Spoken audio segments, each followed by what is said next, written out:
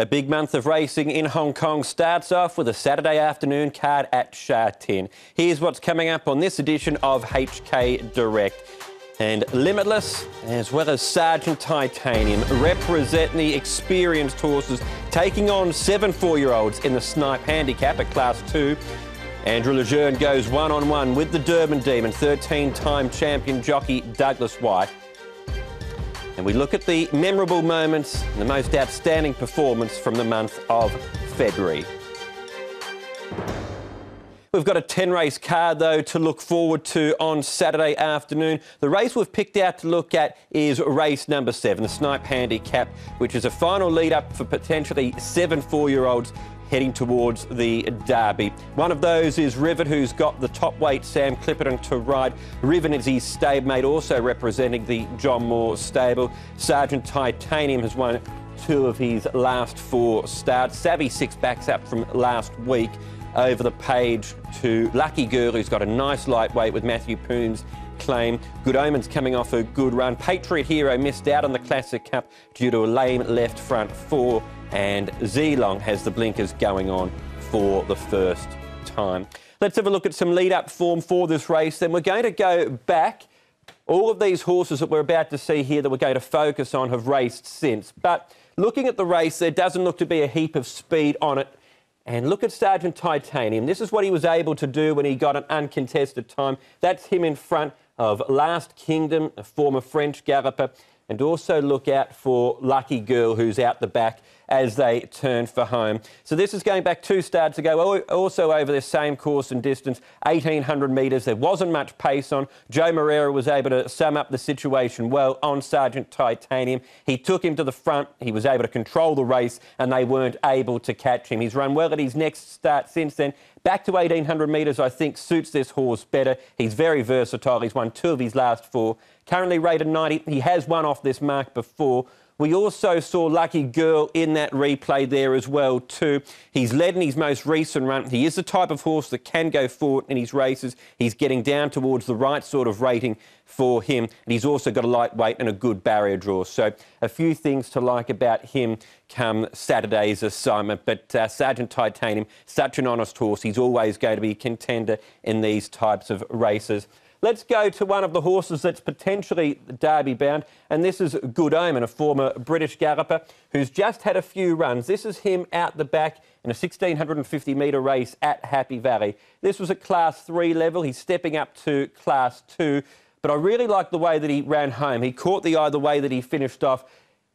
If I was to play the devil's advocate, I would say that this race was run at a strong tempo. It favoured those out the back, and he was out the back.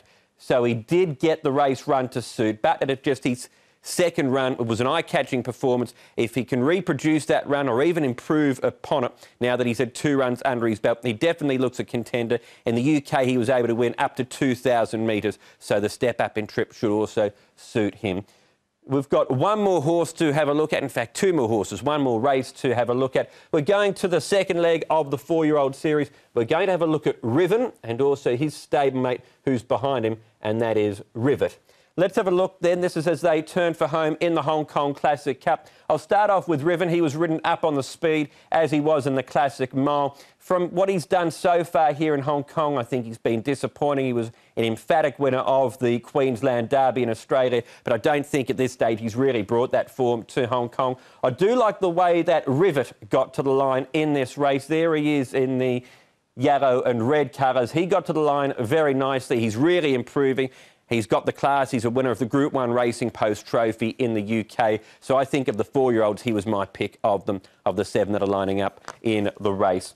Overall, though, to narrow it down to 4, I'm going to go for Sergeant Titanium as my on-top pick for the race. He's well rated. He's a very genuine type. He can go forward if there's not much speed, or if he can sit behind them if they do go at a good gallop. Rivet's got the top weight to carry, but he's improving and he's got class. Lucky Girl's got a good draw, a lightweight, and can also be up on the speed if there's a lack of pace in it. And Good Omen off that last start run, I'm going to put in for 4th. The QQP is the way I'll be playing it for Sergeant Titanium the banker, with 1, 7 and 8 as the other selections. But when it comes to big names in Hong Kong racing, they don't come much bigger than Douglas White. The South African rider has been in Hong Kong for over 20 years. He's won 13 consecutive jockeys premierships, and he's also won over 1.5 billion Hong Kong dollars in prize money. Andrew Lejeune caught up with Douglas to discuss his career here in Hong Kong. Well, Douglas, thanks for your time today, and thanks for inviting us into the inner sanctum as well, the weighing room here at Sha Tin. We're in the corner office. I'm guessing you had to work your way up to this point, did you? When you first arrived, they put you out near the front door somewhere? I was actually, but the whole jockey room itself has changed. It used to be an upstairs and downstairs, and a lot different, but the facilities have really been upgraded. So yeah, I've been here a while and in the corner. So 13 times champion jockey, no one's ridden more winners, no one's earned more prize money than you in that period. But take us back to the start. Was it a chance encounter that brought you here to Hong Kong, or was it a well laid out plan? It wasn't a laid out plan at all. I went to Singapore for a few stints, a couple of weekends, and I was successful. And a reporter named Robin Park, he got hold of me and said you should come over and apply for Hong Kong. And at the time I didn't take him seriously. But one thing led to another, and I put in my application, and so and behold, 2 weeks later they said there's a slot for you at the beginning of that particular season, and I came for 3 months.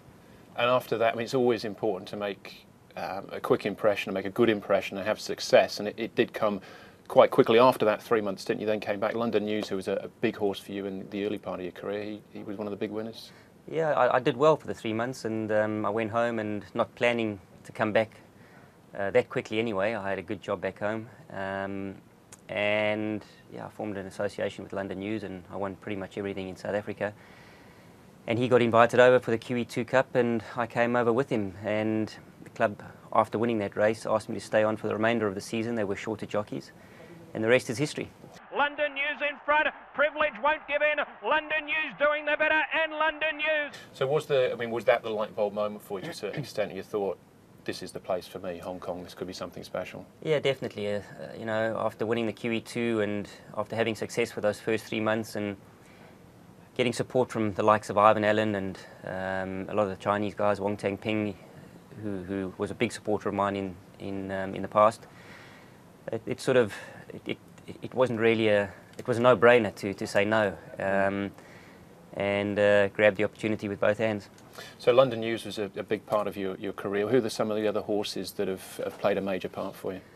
Well, there's a whole lot of them, but I would say when in the early days it was the likes of Indigenous, Oriental Express. You know, he was one of the best I'd ridden. So versatile, winning the sprint and then going on and winning the QE2. Ambitious Dragon, I mean, he's also one of the best I've ridden. The turn of foot that he's got, it just astounded me every time when he let down. So there's been some good memories. I mean, even Super Saturn, my first derby, and with Cass, and obviously Ranju, the owner, who's one of my best friends. So it's been a good journey. With Super Saturn was your first derby winner. You didn't have to wait too long for the second one either. That came around quite quickly. No, Fei Fei followed up with that. Fei Fei and Sangbold, they fight it out, and Fei Fei kicks. Fei Fei gives John Size his first derby. You had so many great years with John Size as well, so that must have been very special. It was a huge learning opportunity, and the way John does things and how professional he is. And we had fantastic success together. You know, just from working them in the mornings to going to the races after 4, 5, 6 trials sometimes, and just seeing how they benefit from the workload and how they improve with each race. It was good times. They were both, I think, quite well fancied for the derby itself, but Akid Mafid was odds on for the derby. He was going in there with a lot of pressure on top, but he was a pretty special horse as well.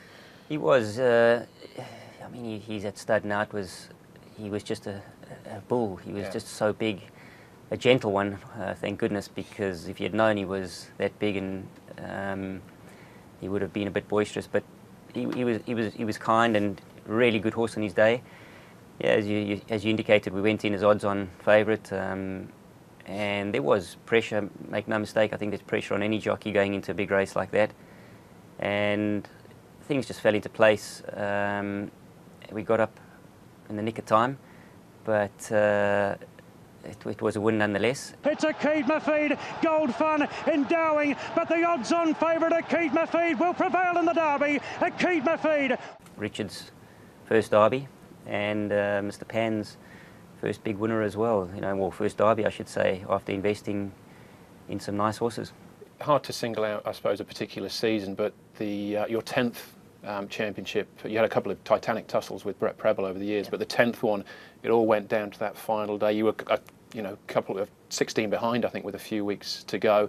That final meeting when you win with 100 and Brett finished on 99, that must have been enormous. It was. I mean, I think 2 months prior to that, I wouldn't say I didn't give myself any hope, but it looked like it might have been over. And probably that nature of mine, I wasn't going to just lay down and just let him have it. So just things fell into place. I think I rode a 5-timer and then a 4, and we were suddenly down to 2 and then level, and then I went 1 up.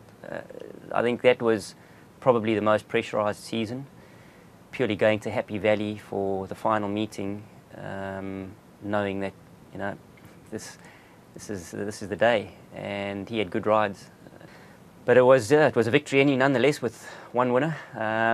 But it was a good learning and turning point of my career where I had to fight and really throw everything, the kitchen sink really, to get back on top. So it was one of the best years. As with all great champions in any walk of life, any sport that you look at, the reign eventually does come to an end, which it did. How did you deal with that, and was it, I don't know what the right word is, a relief? Was a weight lifted off you to a certain extent when you were finally beat? I wouldn't say it was a weight lifted off me, Yeah. but it was a pressure released that the expectations were probably that everybody was expecting all the time. I could at least take a breath. I mentally prepared myself for it. You know, everything's got a shelf life, and mine had a bloody long one. But you know, it had to come. Hong Kong doesn't allow for you to dominate for that long, and I did. So you know, everything's a handicapping system here, and it had to come, and I was prepared for it, and I'm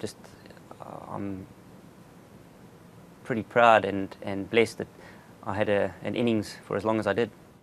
That's part 1 then of Andrew's interview with Douglas White. Tune in for the show next week where you'll be able to catch part 2 of that interview. We're almost out of time though for this edition of HK Direct. We're racing on Saturday afternoon here in Hong Kong. 10 race card. The trackside live coverage gets underway at 12:30 Hong Kong time. The race we've previewed, the Snipe Handicap, is due off at 4:05. You can catch the preview with the boys on Racing to Win on Friday night via the website hkjc.com, and follow all the news through Twitter at hkjc_racing. Just before we leave you then on HK Direct this week, we'll finish the show with Masterclass, where we look back at a special achievement from the month that's been. And in February, it was Zach Purton with 12 winners, 6 in the last week, 2 at Group 1 level. Here are some of his highlights.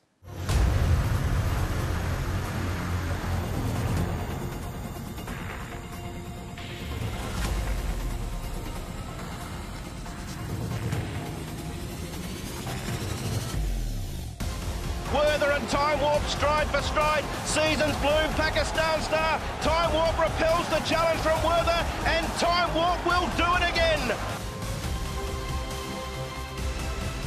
Beauty Generation tiring, beat the clock running through underneath him, then 50-50. Beauty Generation will not surrender. He fights on strongly, and Beauty Generation from beat the clock and 50-50. Zach Purton, a Group 1 double.